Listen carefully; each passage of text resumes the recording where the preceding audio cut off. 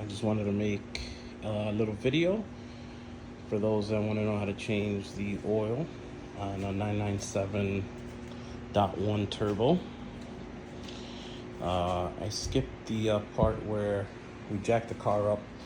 A quick trick that I've learned over the years has been to use these Rhino ramps and jack stands in the front. So you basically just jack using the jack point here. The whole car comes up on this side, and then what you do is you put the Rhino ramp on the rear tire.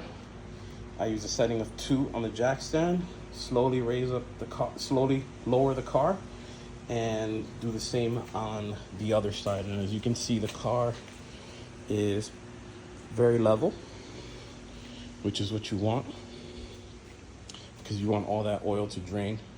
You don't want a corner to be higher than the other. And then now we'll go under the car. All right, so now we're lower on the floor here. As you can see, I got a 16-quart drain container from Home Depot. I think it was 13 bucks. 16 quarts should be more than enough to grab all the oil that falls from here. And just so that we can get started here, this is the drain plug for the crankcase.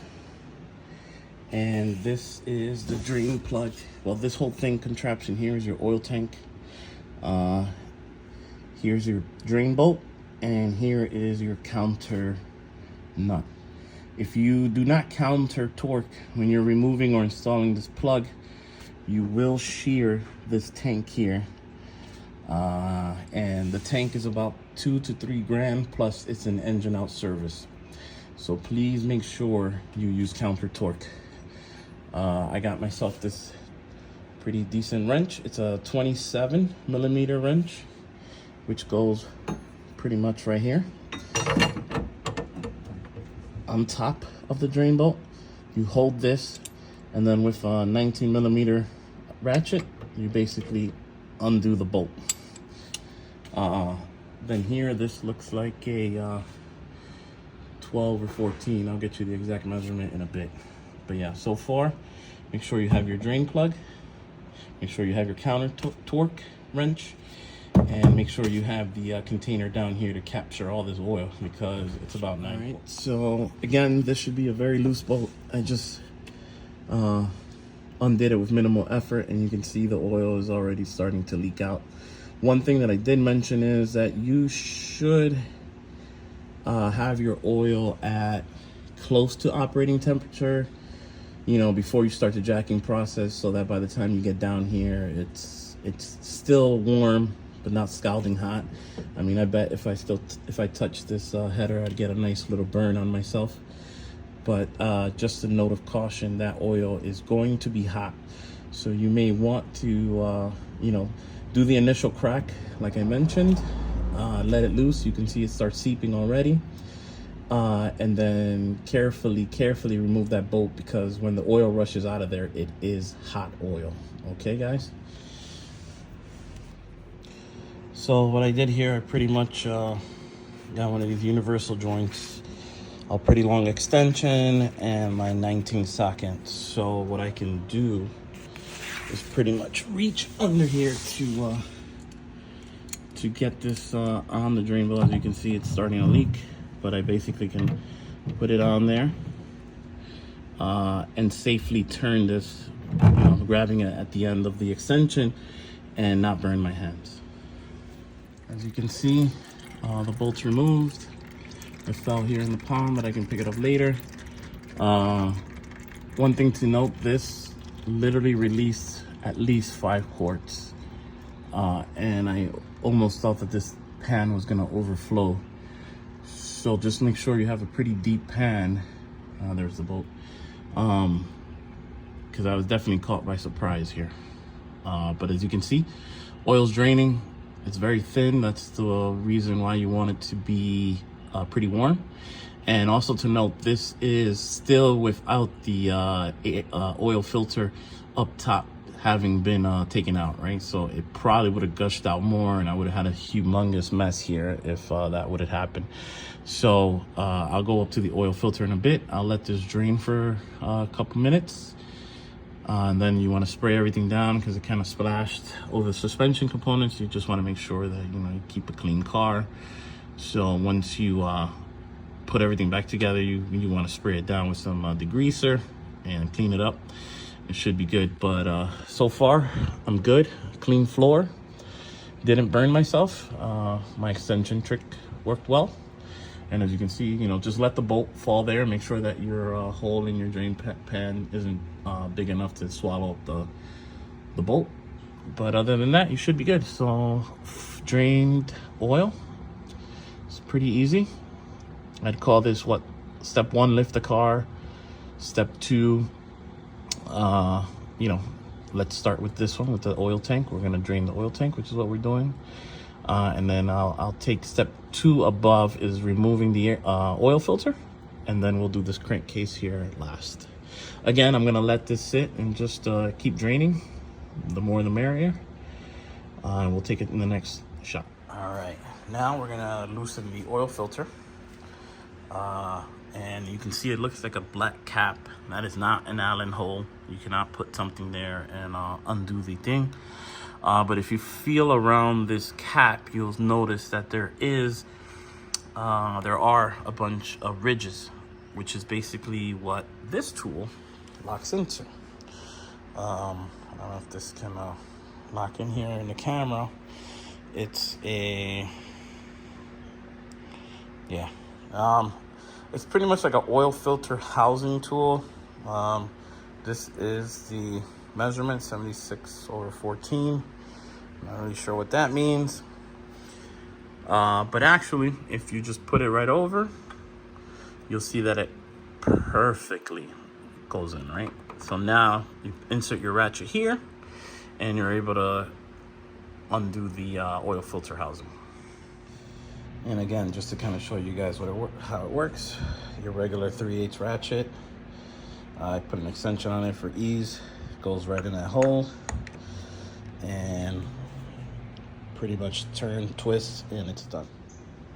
All right, so we're back down here. The crankcase bolt actually ended up being a 15mm. So again, you want to place your tank. As you can see, I'm still kind of dripping here, but even after loosening the oil filter housing, it's still kind of pretty much a drip. So I'm going to move my tank. I'll put a cup under there or something to catch whatever drips fall, but I'm going to focus on this crankcase.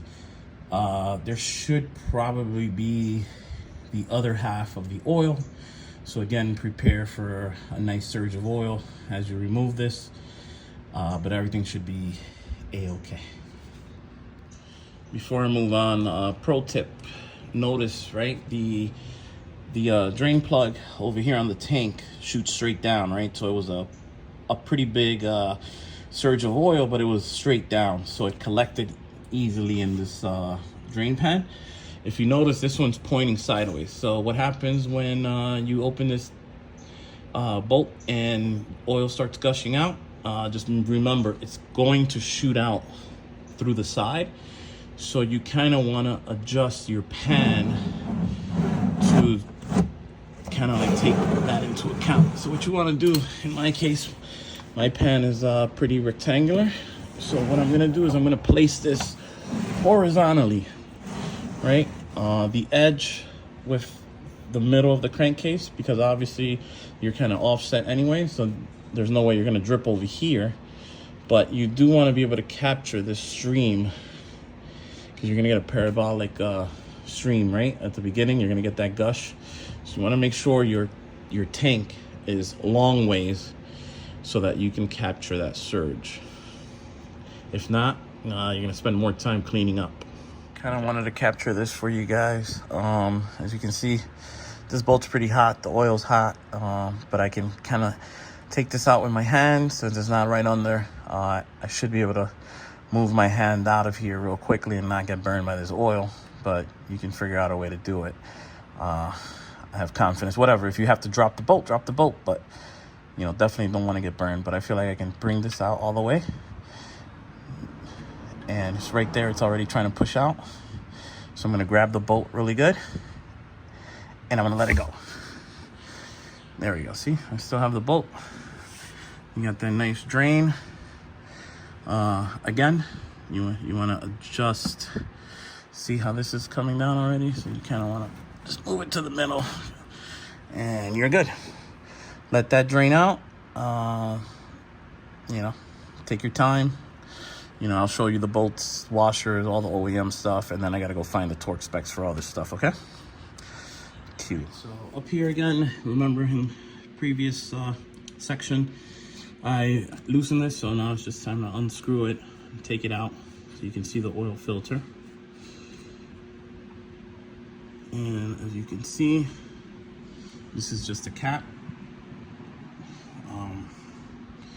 You have an O-ring that's there. I'll show you in a bit.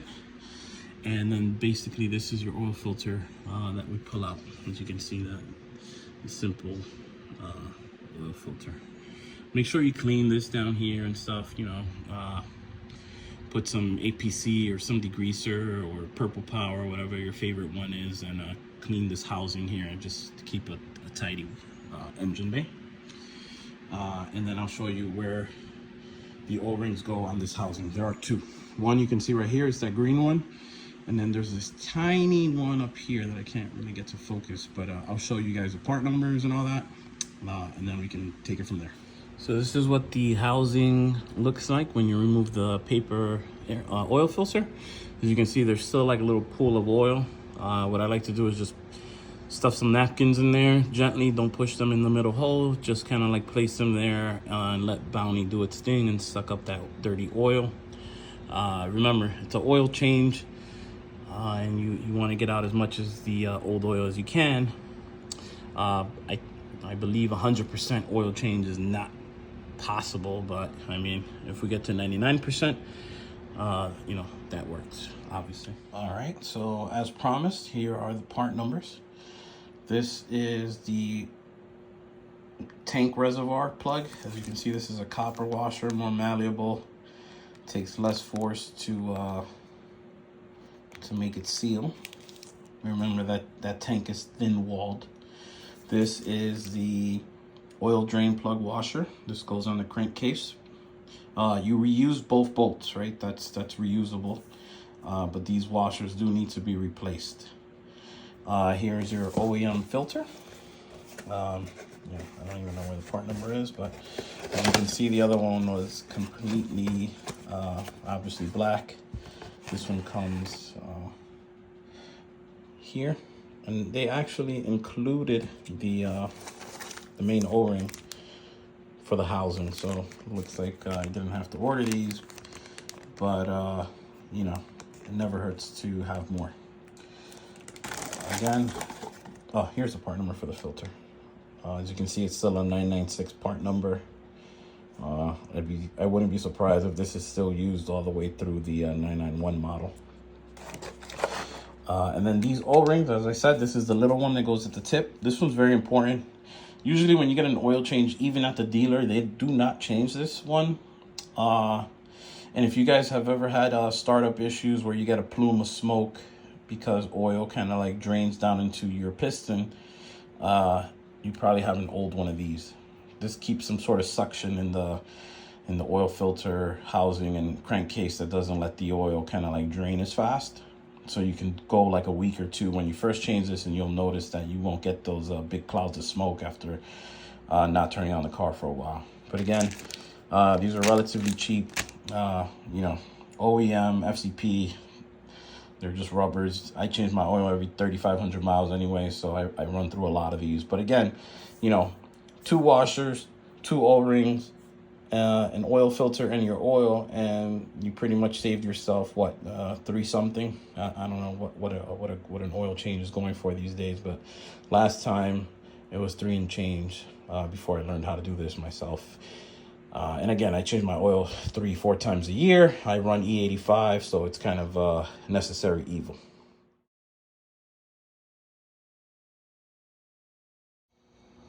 Here we have the tightening torques for the crankcase oil plug.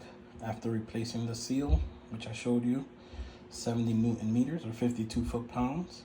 Make sure that you set your torque wrench to the proper one, whether you're using foot-pounds or Newton meters. Do not mix those up. You will crack something. And then the oil drain plug on the oil tank goes to 60 Newton meters or 44 foot-pounds. Again, replacing the ring, which I showed you earlier was copper. You should have seen the part numbers there. And do not forget to counter torque on the oil tank with the 27 millimeter wrench. If you do not counter torque, you will crack your oil tank. And again, you're looking at $5,000 to $8,000 for trying to save 300 bucks. It's not rocket science, but it needs to be done. Okay.